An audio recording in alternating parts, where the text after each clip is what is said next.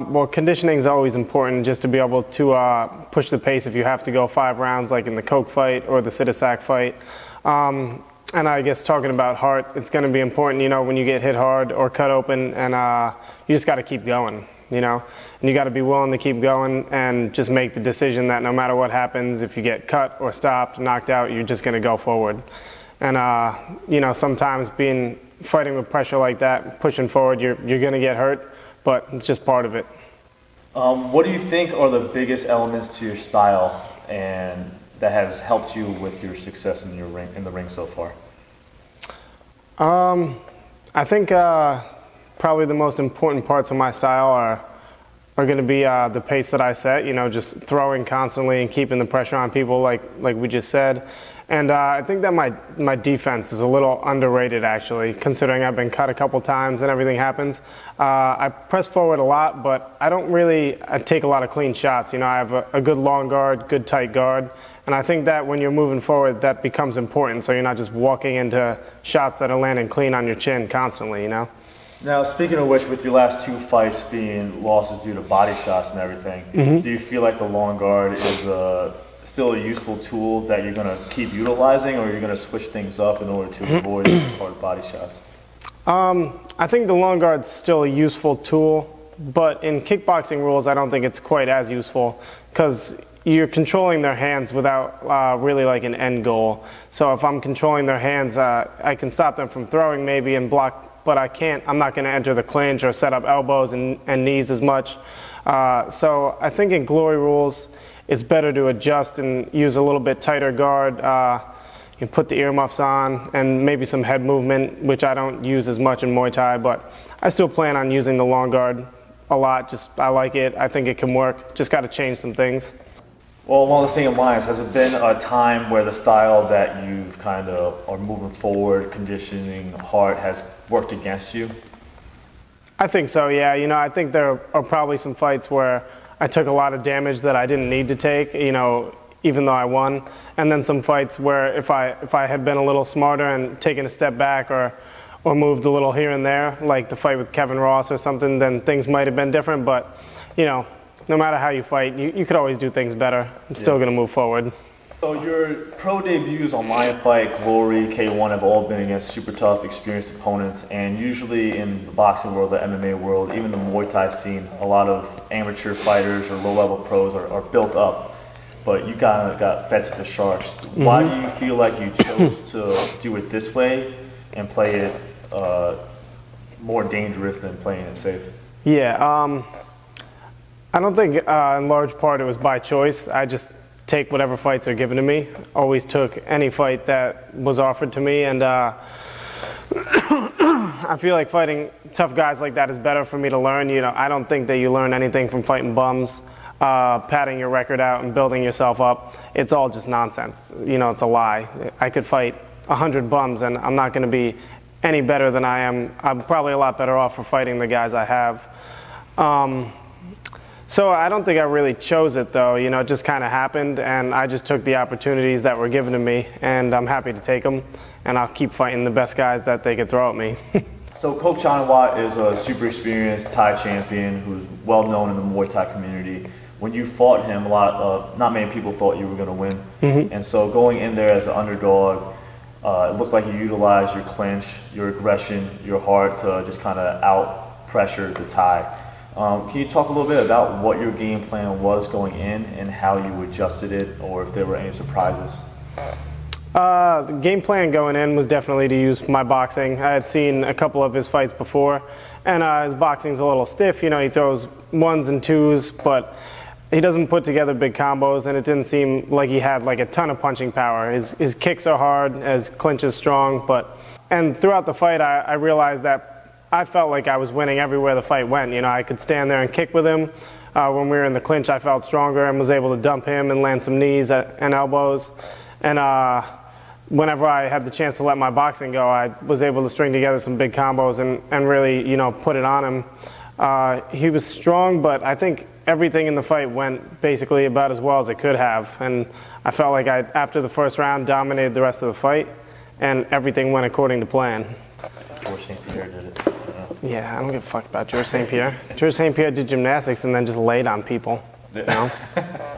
The whole gymnastics background and everything, people are always asking you how it's benefited you. So I'll do the same. How has it benefited you with your Muay Thai training, physically and mentally? Gymnastics training definitely helped me physically, just in terms of like strength and coordination, certainly flexibility. So when I did start fighting, I already had a good athletic base to build on. And as far as just helping my mentality, you know, you train a lot. I was training from the time I was a little kid, like 6 days a week, 4 hours a day, and training hard, which becomes, you know, super important when you're training for fights and stuff, to already, you know, be accustomed to pushing yourself all the time and trying to push more every day. So it taught me a lot, and there's definitely a lot that I took away and that still helps me in my training now. Cool. So life of a professional fighter, you have to make a lot of sacrifices financially, socially. Has there been any sacrifices that stick out, and do you regret anything that you've done leading up to this point? Probably no sacrifices that I regret. You know, I definitely gave up a lot when I started fighting. Turned down college scholarships and stuff like that for gymnastics and everything else because I wanted to pursue fighting. But for me, the sacrifices that stand out the most are when I didn't sacrifice enough training for fights. You know, like I was working too much or dividing my time between, you know, school and work and training. And I wish that I had, from the beginning, just put it all into fighting, you know?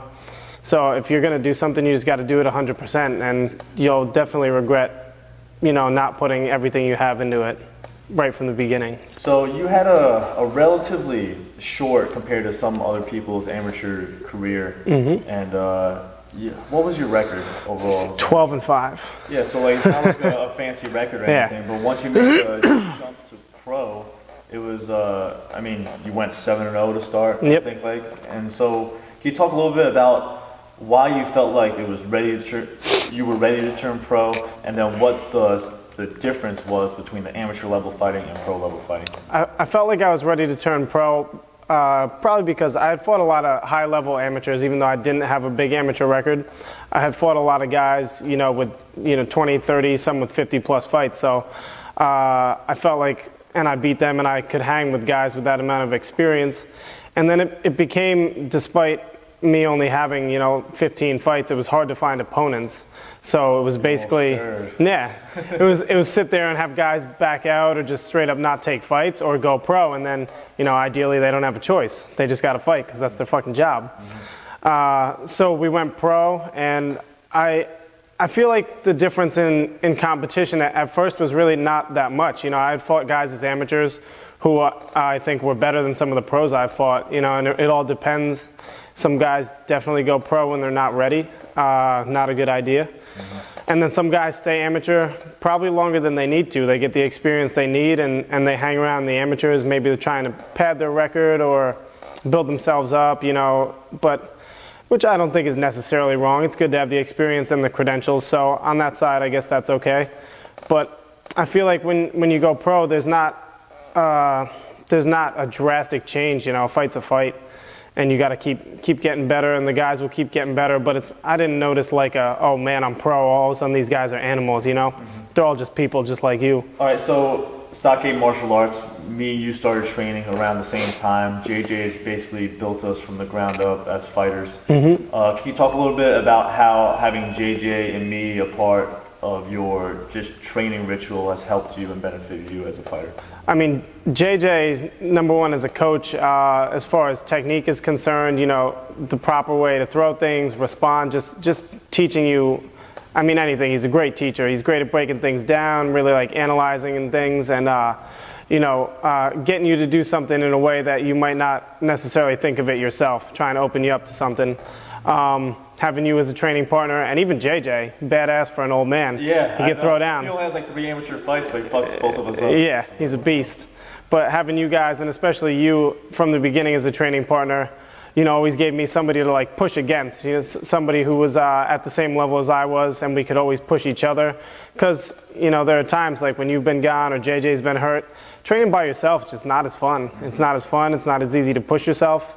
So, you know, having you guys around is probably the best thing for my training camps. And anytime you're there for them, it's a lot better. And you know? yeah, and we're all the same weight class Yeah, too, which same makes it even size, better. it's about the same skill, so it's just great. We can push each other hard We all and have without different- getting hurt, like Yeah, sparring big guys. and That's like, no fun. Even beginners, sparring beginners, you Yeah. get more hurt than I sparring. kick them in the elbow and knee more often than I Yeah. fucking break myself. Yeah, it drives me crazy.